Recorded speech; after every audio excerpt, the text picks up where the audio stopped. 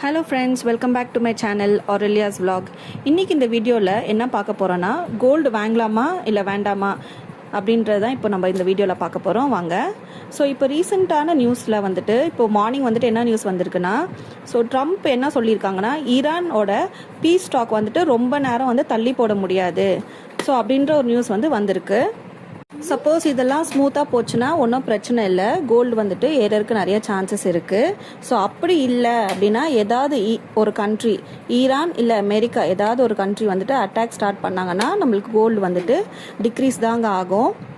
நான் ஏன் வார் ஸ்டார்ட் ஆச்சுன்னா கோல்டு வந்து டிக்ரீஸ் ஆகும்னு சொல்கிறேன். ஏன்னா வார் ஸ்டார்ட் ஆச்சுன்னா ஆயிலோட ப்ரைஸ் வந்துட்டு இன்க்ரீஸ் ஆகும்.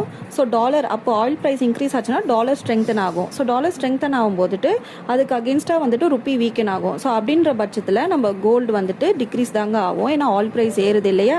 ஸோ அதனால என்னை பொறுத்த வரைக்கும் கோல்டு வந்துட்டு நீங்கள் லாங் டேர்மில் வந்துட்டு ஹோல்ட் பண்ணுற மாதிரி இருந்ததுன்னா கொஞ்சம் கொஞ்சமாக நீங்கள் வாங்கிட்டு வாங்க. ஸோ அது வந்துட்டு உங்களுக்கு ஒரு சேஃப் அசட்டாக உங்களுக்கு இருக்கும் ஃப்யூச்சரில்.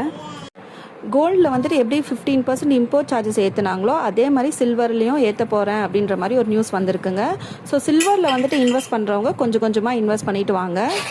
இது வந்துட்டு என்னோட சொந்த கருத்து தாங்க, இது வந்து ஒரு ஃபினான்ஷியல் அட்வைஸ் கிடையாது.